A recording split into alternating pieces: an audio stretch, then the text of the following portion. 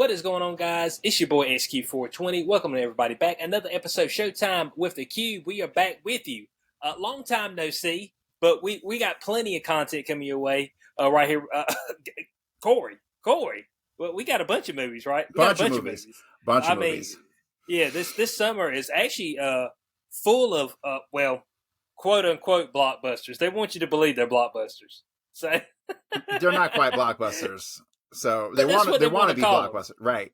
Okay, so. that's what they want to call them. So of course, your host XQ420, the powerful one, Corey Hughes. We let him cool down for a little bit, but he's gonna get back to his powerful ways in this particular episode. Now, if it's your first time to this channel, if you watch us on YouTube, hit the subscribe button. Listen to us on podcast platforms. Hit the follow button there. We appreciate everybody who has been supporting us so far. So today we're gonna get into the newest iteration of the Transformers. Rise of the Beast, and this is seems to be coming right off of the heels of Bumblebee, which was based in the 80s, if I'm correct. That one was based in the 80s, and this one was based in the 90s. Now, Bumblebee wasn't the last Transformers movie that we have, was it? Yes. Oh, it was. Yes. Oh, yeah, okay. Because you had Age of Extinction, and then they made the singular Bumblebee, which went back in time. Which I got a feeling that these Michael Bay films may not be in direct correlation. Or the Michael Bay films might not be in direct correlation with what we got going on now. Right. I agree. And so, but there's one thing I'm confused over. I think the only Transformers movie that I haven't made it all the way through was the one that had to do with like the Crusades or something like that. Oh, The Last Night. Last Night. Okay. That one, correct, yeah. I think I've tried to put that movie on 2 or 3 times and just been like, within 30 minutes, I think I'm just either falling asleep or peace out or something, but I haven't been able to make it through that. So I don't know where that fits in the chronology of things. The Last Night, I think, if I'm correct, I think The Last Night was technically the last one of the Michael Bay. And then Bumblebee was a separate one. Bumblebee was a separate director and all that stuff. Yeah. Michael Bay technically didn't direct it. So Transformers The Last Night, that was 2017. That's when that one came out. And then, so the two with Marky Mark was Age of Extinction, which is 2014, and then The Last Night, which was 2017. So I guess technically we have not gotten a Transformers movie from quote-unquote Michael Bay since that point in time. I believe he was the director in that one. Yeah, okay, so yeah, Michael Bay was the director in that one. So we had the original Transformers, we had Dark of the Moon, was it Rise of the Fallen, Age of Extinction, and The Last Night. Was there 5 of those? Yeah. Am I right? Yeah. Plus Bumblebee is 6, and this one is number 7, right? Okay, yeah. So what do we think number 8's going to be? You think it's going to be the Constructicons, where they had like the dump truck and stuff? But they already did that. Did they? Michael Bay did it. Yeah. Oh. Yeah, because they were special. Because they were all like a special color of like green. I remember growing up, like they had their own like unique thing to it. You know. Yeah, and they could combine together. Right. I thought it was cool as hell. Like Voltron. Yeah, I can't remember if that was in Age. I believe that one was in Age of Extinction, if I'm correct. I believe that's Devastator, if I'm correct. I believe that was the name of the Transformer.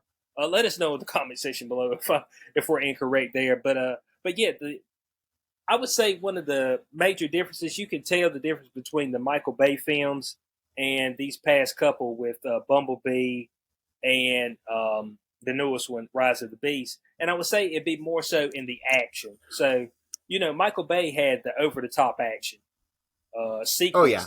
Too much. This one kind of scaled back because, Optimus be out there fighting 8 folk. You know what I'm saying? All I think about is like every time, all I think about when I think of Transformers is the, that sound. Oh, yeah. I can't do it. Whatever it is. Yeah, but that's the cool part of it. That's what I always loved about the Transformers. And I remember, actually, when I was a kid, the Transformers, the movie. Yes. And the death of Optimus Prime. Yeah, the death of Optimus Prime, and it was the death of Megatron. And that's when he became Galvatron. So, yeah, I remember that movie. I had it on VHS. Guys, does anybody know what that is? VHS. So the real question is the world, being as the Transformers were out in the 80s at the same time as Masters of the Universe, do you think that they're going to ever try to make a live action Masters of the Universe, Or is He-Man's hair just so dumb that it could never translate to a really good They action did film? He-Man. They did it with Dolph Lundgren, okay? That doesn't really count. Yeah, but that was He-Man in that universe. I mean, they had but in like a serious way. That wasn't a serious movie. It had Orko in it, for God's sakes. I mean, like, could they do it in a realistic kind of manner? What do you in mean? the modern era? What do you mean? They had Skeletor, man. Yeah, you got a point there. I mean, come on, man. The 1987. This is a classic, man. Hold on, let me pull up on the screen for the people. Let me pull up on the screen for the people. Look at these sexy beasts up here, man. I mean, look at these people. Oh shit! I ain't wanted to go to that, but look at this guy. Look at him, guys. You see this? I mean, Dolph. It was a bad stuff. Skeletor. He fell in that same damn That's hole. right. It was Frank Langella who played Dracula. Yeah, he fell in the same hole that all the bad guys fall in. They all fall in the same hole. Yeah, my favorite moment was when they were actually calling out all the bad guys, and my one man said, "And Karg." I was like, "Oh God, this is going nowhere. This movie's going nowhere." And that's fine. It was a spoof movie. Can we agree with that? It was a spoof movie. I mean, I don't know. I think they tried to be serious about it. It's not successful. But that movie is from my childhood, so I love it in that particular context. But let's be real, it's total dog shit. There it is, guys. It's total garbage. Okay, so we're gonna jump back into Rise of the Beast. All right, and it has a similar formula that we've had in all of the Transformers movies, because I don't think they could go just a purely Transformer movie with Transformers only, because the budget would exceed anything they would ever think about making. So they have to have humans in it to kind of mix it up, and so they keep the same pretty much formula from the past movies. You've got your one human who's helping the Transformers.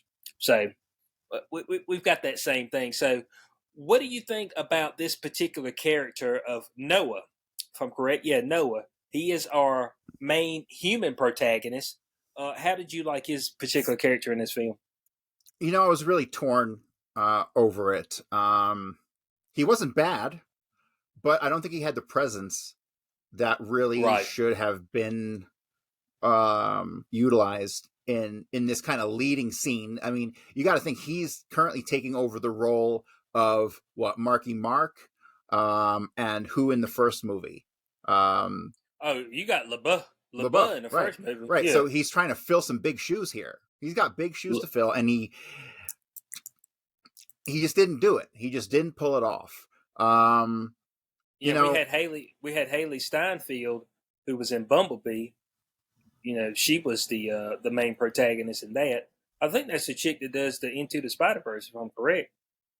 Well, I'm not sure. Oh, yeah, it is. I'm not sure about that. Yeah, it is. Yeah, it is. It's the chick. It's Gwen from Into the Spider-Verse. I ain't gonna lie, she's pretty sexy. It's really kind of hard to avoid talking about how they introduced him to us, right? Because when they introduce him to us, he's presented as a veteran, right? He has a history in the military. He was an electronics guy. Has brought his family up in status and financially, since that's kind of the vibe I got from, kind of like he was the first in his family to do something like that. And when he goes for this job, he goes for a job at a security company. And when he shows up for the job interview, it's like canceled right off the bat, and he doesn't know why. And then he tracks down the guy who canceled the appointment, who was going to be hiring him. And it turns out that he had called his previous, supervisor in the military, and basically told him that he was great at what he did and all this stuff, but he wasn't a team player, right? And so I felt, and then so he didn't get the job, and the guy blatantly disrespected him, I thought. So I thought it was a very poor. The writing of how the scene went down is not how it would have gone down in reality. They wrote it in such a manner so as to make our protagonist seem like a guy who can't catch a break, right? Despite all the good Right. stuff he does, he can't catch a break. And really, if the person doing the hiring is to be believed, it's because he was not a team player, right? And he kind of acknowledges that he's not a team player. So he doesn't get this job, not because he's being held down by or oppressed in any way, even though the boss is a white man and it's obviously portrayed in that manner, right? I felt that it was, and I didn't really even, and I was kind of hoping to avoid that in this movie. And so, but then, since he doesn't get the job, he rebels and he goes and he agrees to steal a car. And that car is a transformer, right? So I don't understand what the hell they're trying to do here, right? Are they trying to make you feel sorry for the guy or not? Like, because if you're feeling sorry for the guy and then he goes out and steals a car, you kind of don't feel sorry for him anymore when it turns out to be a transformer and he gets stuck in this adventure, right? So, well, it's one of those things where the streets continues to call your name. You did all you could. You remember the guy talked to him earlier. It's like, hey, man, I got a gig for you. He's like, nah, man, I'm good. I got something lined up. You know what I'm saying? Something on the up and up. But at the end of the day, I mean, there was a sad song in the background, too. My brother's got sickle cell, single mom, can't catch a break, no insurance, white man oppressing me. So I'm gonna steal a car. I'm just like, dude, what, man? What? I'm like, hold on a second. I mean, you see what I'm saying? The sad song was playing in the background. I'm like, maybe it's me, but can I move on from that particular trope? I'm just done with it. I'm done with the single mom. My brother's dying of cancer or sickle cell anemia. We flat broke. They won't give him an injection. Now I got to go back to the streets. Look, I know it's hard. The streets come calling me every day, man, and I got to fight it. And he could have too, but he didn't. Yeah, man. Isn't there some you good with electronics? Isn't there some like electronic repair facility or something that you can do something if you go with electronics? Like he could do whatever he wanted. Hell, he probably shouldn't have gotten out of the military. They needing people. He probably could have got a raise. Yeah, I mean, that's what I'm saying. So we had this single, and the mother wasn't really part of this at all. The brother was kind of his. What would you say? Kind of inspiration. So that was his inspiration to continue fighting on, to join the Transformers, even though his life was at risk. So we had that particular thing as far as what the inspiration of our protagonist, human protagonist. What do you got to have an inspiration to go on a mission with some Transformers for? Why can't it just be like fun? Well, all of them are scared to start off with. I mean, look, dude, if you're riding along the road and all of a sudden this thing transforms and damn picks you up and starts talking to you, you're probably going to shit your britches. You know what I'm saying? We're like, oh my God, you know what I'm saying? Nobody's going to believe you either. You know what I'm saying? Except the government. They'll come take you away. Trust me. You won't see the light of day ever again. It's like, yeah, you're not supposed to see that. So yeah, that's Noah. Before we even jumped into that, it gave us a little bit of a background story of what we were looking at. And of course, Corey, it's got your favorite trope in it, a magical rock. Okay.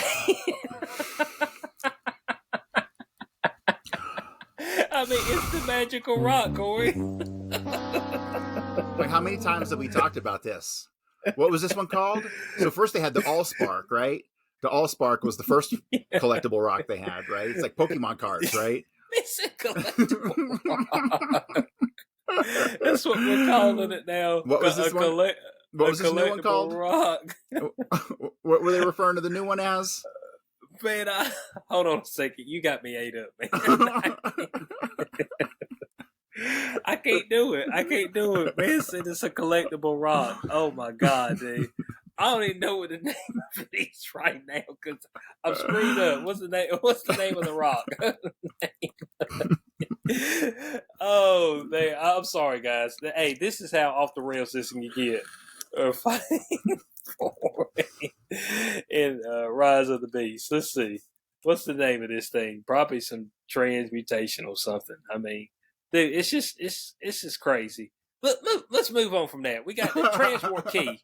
It's a transwarp key. The transwarp key, but it's a rock, and it was hidden inside a statue. And it's a glowy rock. Oh, hey, well, you know who I want to talk about? I want to talk about our female protagonist, one who doesn't give off the aura of being a fucking anthropologist. Oh, you talking about the black chick? God, I don't even know what her name was. She just seemed mouthy. And didn't she like call herself a scientist like 3 times in the Yeah, movie? I was like, yeah, oh my Elena. god. Yeah, Elena. But I'm gonna tell you right now, out of all the side chicks, because they usually have a male protagonist and a female protagonist, she was the ugliest. And look, hey, look, guys, I know what you're gonna say. You like Cube? That is harsh. You're not. You're not top of the scale, and I realize that. But look, man, you just got to call a spade a spade. All right. I think you're just being a racist, my friend. Well, that might be the because she was black. She's a black woman. That's my bad. That's my bad. That's my bad. It was a black woman, so that's what threw us off. That's what threw us off. Transwarp key. The transwarp key. They were fighting, and we've got Scourge. Scourge was. It was literally called the transwarp key. Yeah. That's not even good. That's not even a good name. You know why? Because there are transwarp related artifacts in Star Trek that the Borg use to travel through transwarp space. So for the Transformers to not even be able to come up with their own stuff, that's not cool. Well, it's Transformers, and they got trans in the name of the key. I mean, is that good? Is that not good enough? No, it should have been the trans something else rock, because transwarp is a Star Trek thing. That's what I'm sticking to that. Yeah, so the movie starts off with our backstory, and they're running from Scourge, which Scourge is the ultimate badass. He was actually voiced by Peter Dinklage. Is that right? The short guy. Really? Yep. That's cool. He's the one that actually voiced him. And you know what's crazy? When you go to IMDb and you look up there where they bring up the cast, they don't put the voice actors as the top thing. I'm like, the Transformers were the main part of this movie, right? You gotta click on the top cast and scroll to the bottom to see who voiced them. I was like, yeah. So Peter Dinklage, he should have been up top, because he's extremely disadvantaged being a little person, and so they should have put him front and center at the top of the list of cast of characters. I'm surprised they didn't. Yeah. Their DEI officer is failing. Yeah. So we've got the Maximals, all right, and they're on a planet that looks similar to Earth. It's not Earth, but it looks similar to Earth, okay? And they're running from Scourge because that's what you do. Scourge is like the ultimate badass. Unicron has imbued him with darkness, which makes him extremely powerful. I'm not exactly sure what that's supposed to mean. I think he got the power from that special rock. The special rock gave him some power. Isn't that how that works? No, man. It's the Unicron. Unicron supposedly imbued him with dark power. Yeah, where did dark power come from? The big world eater. The transwarp key is just what they use to just warp. Okay. So if the transwarp key is what they needed to get back to the trans world. No, they just needed that to go through dimensions, pretty much. They needed it to travel. To either the planets. But why weren't they looking for this fucking thing for the last 5 movies? This is a different universe, man. Oh, different universe. That's right. Yeah. We should probably explain that. So when Homeboy first tries to steal the car because he didn't get the job from the white man, he basically... I forget what I was saying. You finish it. Yeah. No, you're talking about when he jumps in Mirage, because that's the car he jumps in is Mirage. So they had a different. He doesn't know what Transformers are. He's like, oh my god, what are you? But like everyone else knows what Transformers are because they destroyed half the world, right? So like this has to be. Well, no, this is before. This is before all that stuff. This is based in the 90s. This is a prequel. Yeah, you see, but you see, I think how did this I not catch on, and I watched most of that movie. I think this is a different universe, though. I don't think it's going to tie into the Michael Bay films at all.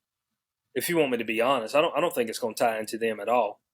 I think it's going to be something totally separate, because this is going strictly off Bumblebee, and so Bumblebee actually did things different from the original Transformers, because it kind of acted like, oh yeah, they didn't find or they didn't interact with humans up until the most recent point, even though Bumblebee had. So it's just kind of, I don't know, it's kind of off with that, and you kind of like, well shit, where's the Maximals at when they're fighting? what are the Maximals doing? You know what I'm saying? When they're fighting all this time, you never see any Maximals at all. It's like, well, are we going to end up finding out that all the Maximals got killed? It's like, I just think it's an entirely different universe that they've traveled to per se, that has an Optimus Prime in it, and it's also the gorilla is Optimus Primal. That's a really unique name right there. Yeah. Which said they gave me my name because of the Great Warrior Optimus Prime, so they call me Optimus Primal.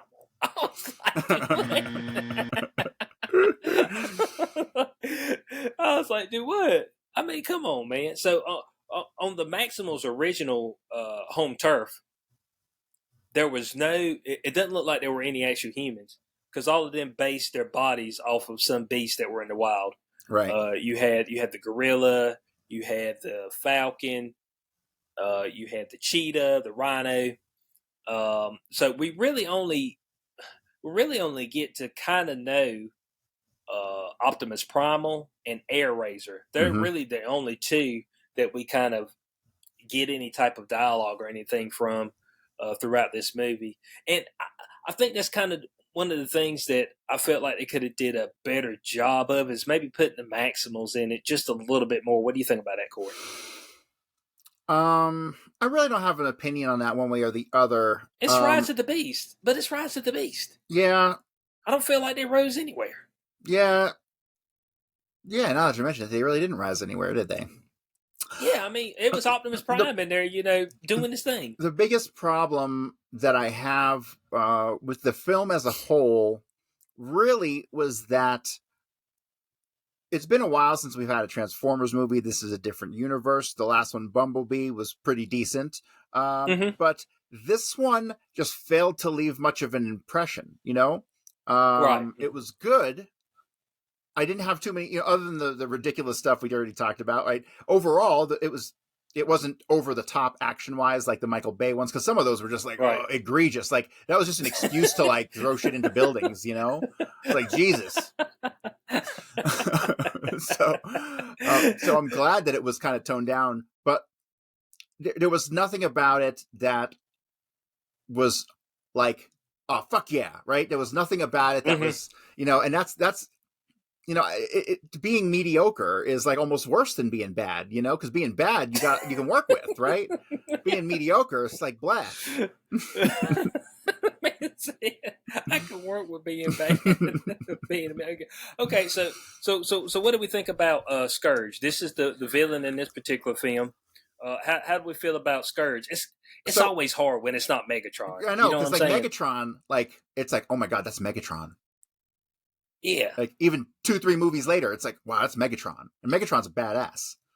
And I never got that feeling with Scourge. I got the feeling, even though he whooped folks easily, he was easily, yeah, totally. But I got the feeling more that he was like, he never felt like a boss. He felt like a number two guy. You know what I mean? Like the guy who got sent out to do the damage, not the boss, right? You mean like a dude? No.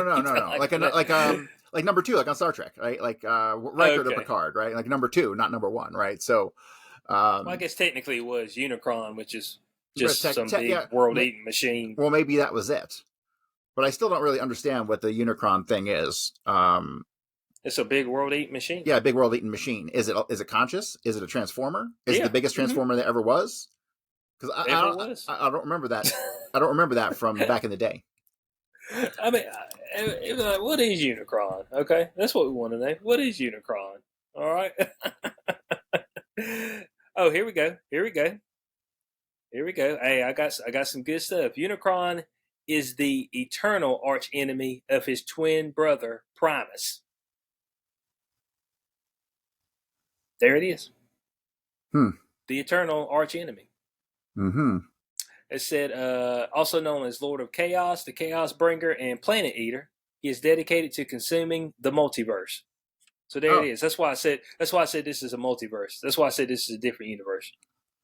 I think this is going to go in a totally different direction.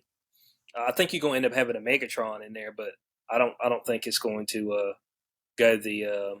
I don't think it's going to tie into the Michael Bay ones at all. Hey, like you're not going to come up and all of a sudden shot. As long as they don't bring James Gunn in to make any of these damn Transformer movies, they'll probably be palatable. James Gunn's busy right now. Okay, Thank God. James Gunn's busy. He's busy because busy writing scripts in 2 hours. Yeah, because they just had something disastrous hit the movie theaters, which we'll be talking about to you guys as soon as Corey's able to get a copy of it. So Scourge, he was a badass. He took out the other. I don't even know what the name of that one was. He just kind of was just talking to Optimus Prime. Was like, "I'll stay behind and get killed." It's like, no, don't do that. And then, they're like, all right. Yeah, because it wasn't going like, I'm gonna stay behind and win.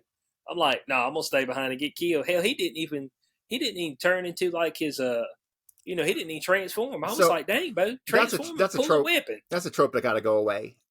I'll sacrifice myself to save the team, even though I don't have to trope is the dumbest of them all. And at once upon a time, it was good in movies because it showed that it was, human spirit and willing to sacrifice one for the team. But it just doesn't pack the same punch anymore. And it's a little ridiculous, especially when it's unnecessary because they could have just gotten the hell out of there. So, yeah. He was creating a diversion to give them enough time to get out of there. The diversion. Let's throw the diversion into the list of tropes that should never be done again. Key. To run away with the transport. I should try to challenge myself to write a science fiction movie that uses no tropes. Ooh. Mm-hmm. You think it can be done? No.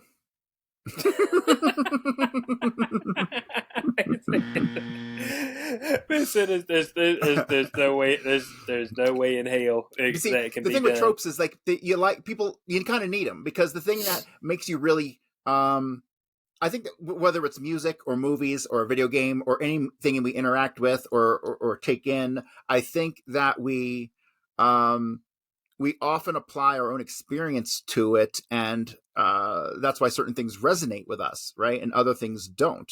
And so, yeah, you know what I mean? I think I don't remember my point, but it was all fucking deep and profound and shit. This is what happens. It's hey man, I'm going somewhere good, and then I lost it. All right, guys. Hey, that's what happens when you catch me at 7:30 at night when I already done like 2 hours of broadcasting for the day. My brain is mush. It's all good. It's all good. Yeah. So Unicron, Scourge, we understand it. The plot's simple. The plot's very simple. Okay, straightforward. We're looking for the transwarp key. Okay. Once we get the transwarp key, why can't they give him the transwarp key? Let's analyze this. Why can't they just give it to him? Because if you give him the transwarp key, then he'll just continue eating all these planets, destroying all these planets. He will end up destroying the entire universe because his thirst knows no bounds. What do you think? Not good? I give it a 3 out of 10. They said I give it a 3 out of 10. But that's the premise of the story. So Scourge has been looking for this key for a long time, and of course the Maximals, they did the right thing. Let's break it into 2 pieces. Air Razor, you take 1 piece, and then Primal, he's gonna take a piece, and he's gonna leave with other Maximals and just leave Air Razor by herself. I was like, damn. Air Razor, you must play this one out in solitude. It's just like, now look, I'm trying to figure out how nobody's seen this big ass bird that looks like damn Transformer on the shit. I know Air Razor had to fly somewhere, damn it. I mean, perched in a tree or something. They're like, dude, it's a big ass bird perched in a tree. This thing talked to me, man. It's weird as shit. You know what I'm saying? So we get a lot of quite a bit of Air Razor in this movie, which she ends up getting corrupted by Scourge, which I didn't know that was a thing. That's something new. I don't think I've seen that before, where one of the Transformers could be corrupted and almost taken over. That's what it almost seemed like. Yeah, actually happened. That is definitely different than what we've seen before. Mm-hmm. Yeah. We seen something like that in the last night where the godly, I can't remember the chick's name, but she was trying to like take over Optimus or whatever. But Scourge actually shot like some round object and it hit Air Razor, and it's just like, oh, I've been hit, and then Air Razor's over there like glitching out and shit. It's like, I don't think you want to get close to her, but this thing gonna turn around and chop your whole damn head off, bud. So, Air Razor. So we see that, and then we see the young black lady, Elena. She was supposed to be the brains of the operation. With her being late to work, of course, isn't that a trope? Isn't that like stereotype? I mean, what, being late to work? Black folk late to work. Well, you are aware that being on time is a sign of white supremacy, right? Oh shit, that is right. That's a real deal. Like, okay. Yeah. So yeah. So yeah, you're right. Mm-hmm. You're right. That's true. That's my bag. She late to work, and of course, folks that are nosy, they usually find things like a transwarp key or a piece of one hidden in what they think is Horus. And of course, she seems to be the brains of the operation around there. But there's can we say she's a white lady that takes all the credit at the museum? She said, "Oh, come and tell me which one of these are fake."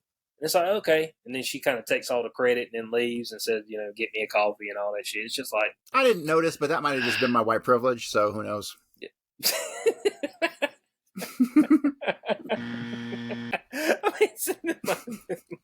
Okay, all right, that's fair enough. So she's the brains of the operation. Of course, Noah gets sent on the mission by Mirage, Optimus Prime, to go and steal this transwarp key. He said, we found it because whenever it's activated, it throws a beacon of light into the sky that only Transformers can see. And I'm just like, that's terrible as hell. I mean, they didn't exactly put a whole lot of thought into it.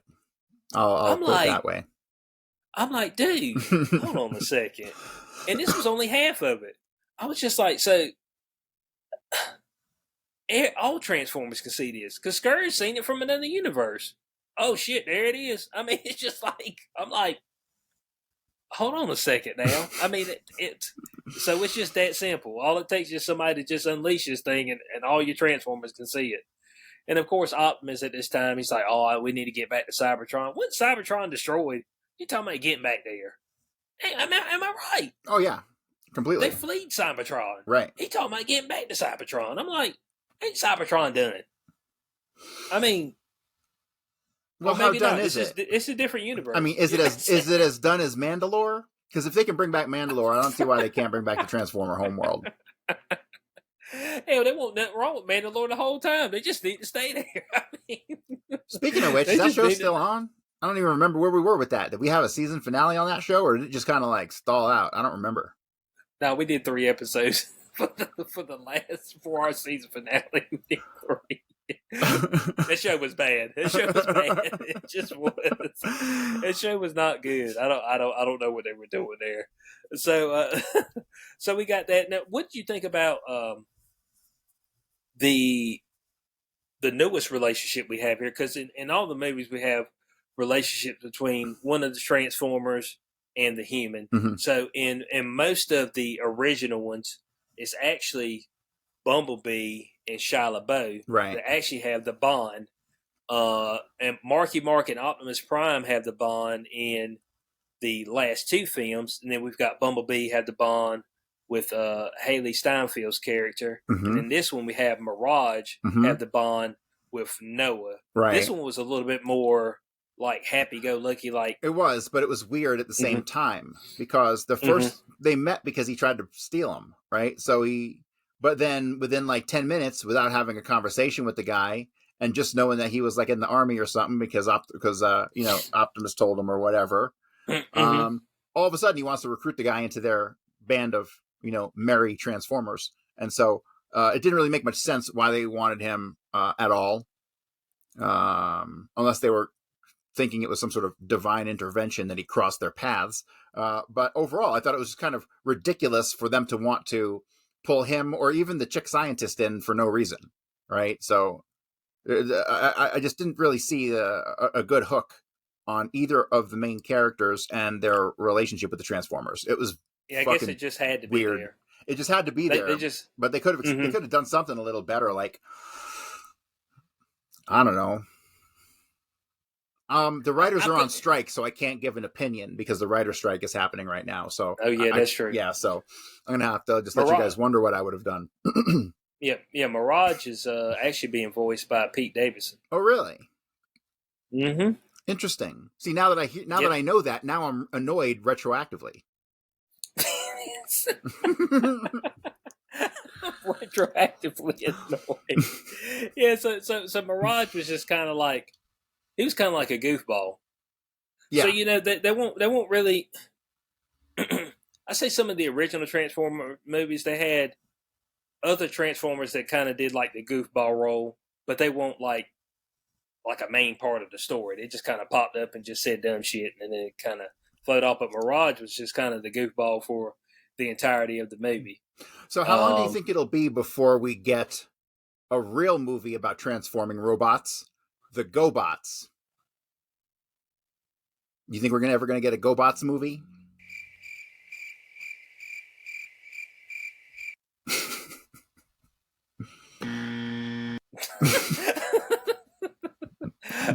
I don't think the GoBots are gonna come up anytime soon. The way Hollywood's losing money right now, but they grasping at any straw they can grasp at that may make them some money. They like, man, just throw a big name up there. Throw a big name. Maybe we'll make some money. You know, it's crazy. Like I see on Twitter, people will throw up every once in a while like a retro photo from like the 80s and even the 90s of like a movie billboard, what movies are playing. And like the number of bangers that were playing at any given time, back in the day was unbelievable. Like unbelievable. Now you go and you look at it and you're like, what the fuck is this? So yeah, you got some bangers, all right. They banging in the wrong direction. Mm-hmm. So throughout this, we had pretty much, I could say we had. I don't even know if I want to call the first scene a fight scene, because it's pretty much that Scourge is killing my man. It wasn't really a fight. So we got 3 fight scenes in this. So we got the original one at the museum. We've got kind of the one where no, we actually do have 4. So we got the one where Optimus and them are being chased by Scourge at the mountaintop, and that's where Scourge actually damages Air Razor. And then we have the one where Air Razor freaks out, and Optimus Primal kills her, but he just like in the weirdest way, he just took and squeezed her. I was like, ain't rip a spark out of nothing. He just squeezed her. I was like, she just fell over dead. I was like, okay, all right. And then we've got the ultimate battle scene right there at the end. How did you feel about the battle scenes? Did you enjoy them? Did you feel like there maybe could have been a little bit more action in those sequences? What do you think about those particular fight scenes? I don't want to go as far as to say it was lackluster. It was like lackluster plus. I'll give it that. It was okay. Wasn't bad. It didn't drag on like some of the previous fights. Like in some of the other Transformer movies, the damn fight just seemed to go on forever. We didn't have that here. It was okay. It was somewhat satisfying when he takes back, was it Bumblebee's badge? I forget whose badge. Yeah. He takes back Scourge. Yeah, right. He takes Bumblebee's badge back off of Scourge, and he's like, "That belongs to a friend of mine." And that was like the real good, feel good moment in that scene. And it was what it was. It wasn't bad. It was above mediocre. So I'm not thrilled. Yeah, like I'm saying, like I wanted to be more thrilled. Like I actually went into this very open minded because all movies are terrible lately. So, but I went into it with the mindset of I'm just going to take this at face value. I'm not going to I'm just going to completely go into it open minded, and it's Transformer robots that are going to fight. Right. That's what it is. It's Transformer, and they're going to fight over something. I thought there were some really cool. I thought that there were some really cool robotic transformation stuff with the guns and that was pretty cool. Some of the CGI was cool. It was innovative compared to some other Transformers movies. I don't remember hearing that sound like all the time, which I kind of missed. But I don't know. I want to like it. I'm probably going to end up going back and watching it a second time, just to give it another, just try and give it another fair shake, and because I still want to like it. I grew up with Transformers. I want to like Transformers. I don't want Transformers to be cheesy. I don't want to cave to the social trends of the day, which it is. I want, Mm-hmm. if they could have just made Transformers like back in the 80s, it would have been awesome. Maybe not as awesome as He-Man and the Masters of the Universe, but it'd have been awesome.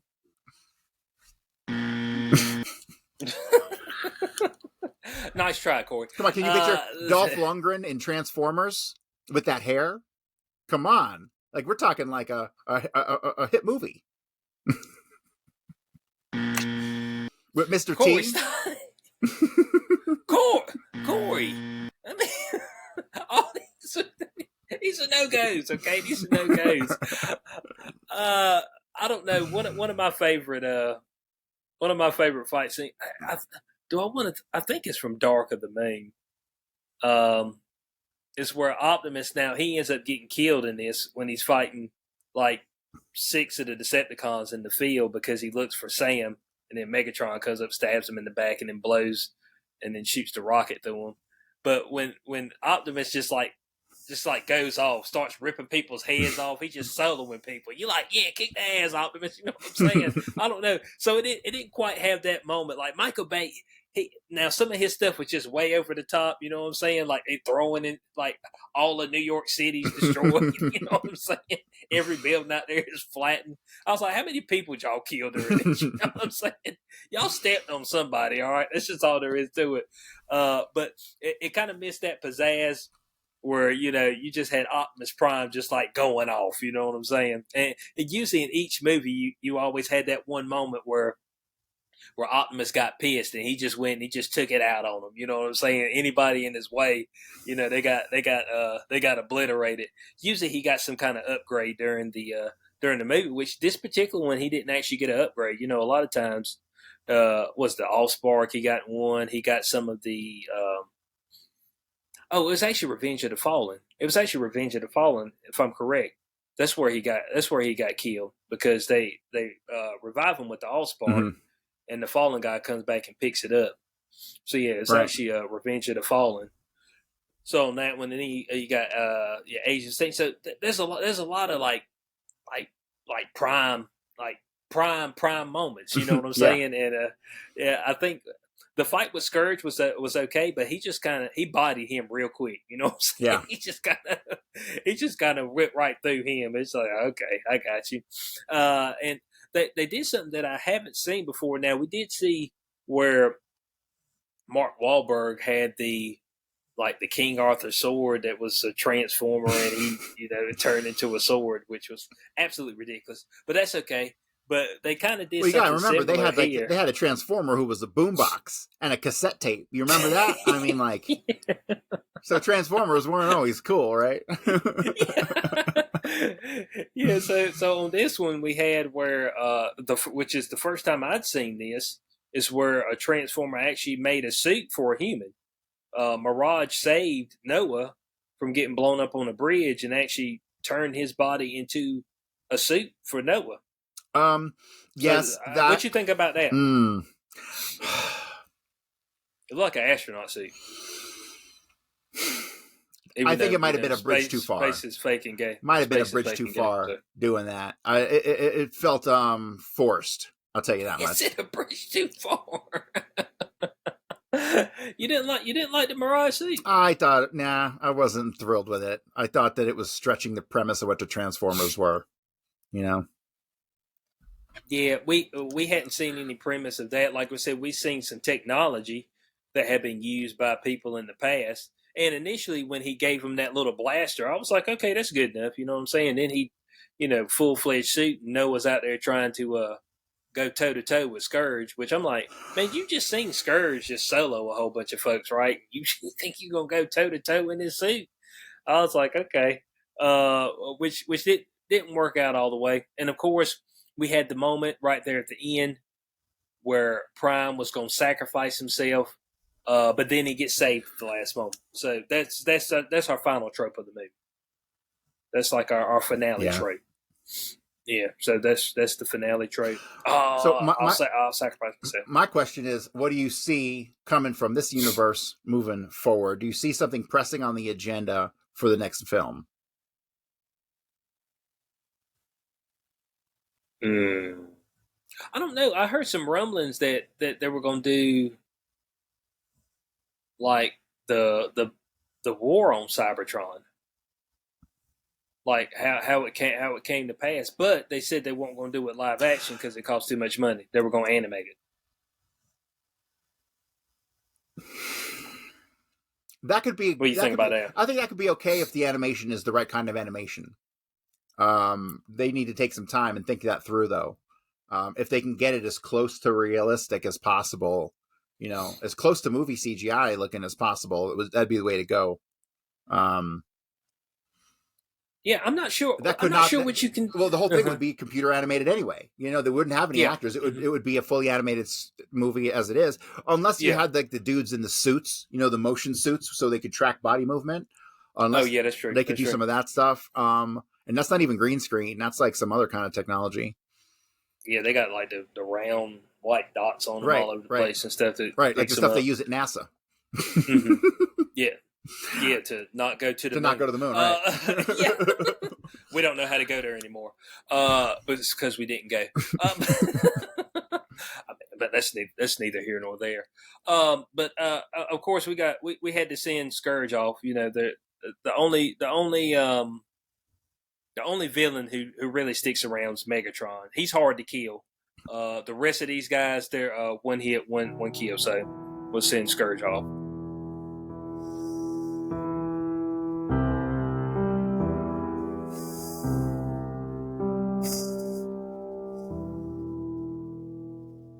Oh well, Scourge, we won't see you ever again. So, in any more films, I suppose. I don't think they're going to bring her back in anything else. Who knows, man? And it's a crazy world we live in. Crazier things can happen. But yeah, he wasn't a character worthy of return, I wouldn't say. Yeah, he's not like what was it? God, what's his name? Deathlock. From the original? Is that right? Yeah, the one his face turned into a gun. God, see, Megatron originally turned into the gun. Like the actual toy, Megatron became a gun. But that doesn't really make for good animation or storytelling, does it? Yeah, I guess not. I guess not. I mean, I guess you could be right there. I think his name is Deadlock Transformers. Let's see. Is it Deadlock? All I remember is the airplane was Starscream. Airplane, Starscream. Airplane and Starscream. And let's see. It might be Deadlock. It might be something else. Guys, leave it in the comment section below. Damn, man. It's so hard to keep up with all these damn names, dude. It's like crazy. But yeah, so I'm assuming Megatron's going to have to show up in the assumption. Doesn't this all go back to Megatron? Yeah, but Megatron, how can he compare with a planet killer? It's because it's Megatron. Megatron, it's Optimus Prime and Megatron. Right. That's what it. When you think Transformers, that's what you think. You think Autobots and Decepticons. Yep. Now we all know. Now I remember watching the actual Beast Wars. It was an animated TV series. Yeah, I remember. Back in the day. So I remember watching that. It was on at this around in the same batch of shows with like there was a show where you could have like a gun and shoot your TV. Remember that one? Remember that TV show where they had the little sparkly thing and you could shoot it with your gun? I mean, it really didn't affect the TV, or the TV was just broadcasting, but and then the gun like kept track of your score or something. Like, man, back in the day, TV was innovative. They kind of had to be back then. But yeah, that's a whole other story. Yeah, this is true. This is true. So the cubes. How many cubes? Drum roll, please. 6. 6 out of 10 cubes. I was right there with you. Yep. 6 out of 10 cubes. Just above meh. Yeah. Just now, let's see what IMDb's got it rated. We're gonna go IMDb and Rotten Tomatoes. Let me guess. They're gonna have a critic score of 75 and a user score of 54. Okay, so IMDb is 6.6 out of 10. Mm-hmm. Transformers: Rise of the Beast on Rotten Tomatoes. Tomato meter is at 53%. Audience score is at 91%. Oh, really? So audiences love this film. Interesting. Audiences have loved this film, and I'm not saying it was a bad No, film. not guys. at all. I mean, not at all. It didn't feel like it wasted your 2 hours. You know, It was worth every penny I spent on it. Yeah, yeah.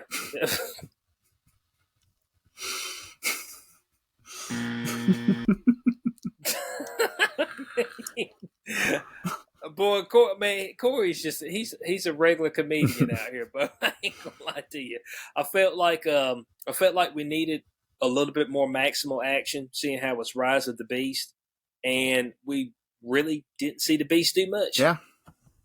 In this film. So I think that's the real missed opportunity. But of course, you know, as you add more Transformers, you add more money. So I guess they had to be judicial. Yeah. I mean, that's just the whole premise. It's like we should have more Maximals in here, but are we gonna make that money back? It's like no. Just put Optimus in there. All right. Just put, as long as Optimus is in there, we're good. Okay. Yeah. And then they pulled at people's heartstrings because Bumblebee got killed right out the gate, and so that pulled at the women's folks' heartstrings. Oh, Bumblebee! And then he gets revived on the Energon Rock, which Energon Rocks are just sitting around Earth. They're just sitting all over the place and just waiting for something to happen to re-energize them. You know what I'm saying? The terraforming from the transwarp key. Hey, this is our explanations, guys. Hey, it doesn't have to make sense. This is the movies, all right? We're not worried about what makes sense. So that's Transformers: Rise of the Beast, guys. Worth checking out. Definitely check it out if you have a little bit of time. Yeah, pick it up when it comes to Blockbuster. Mm-hmm. Yeah.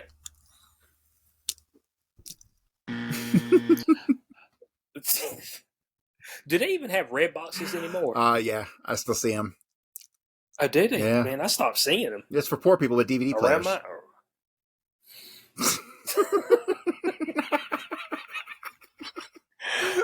Golly, boy. All right, poor people with DVD players. That's where you usually get your movies from. And no, that was not offensive. We're just talking. Okay?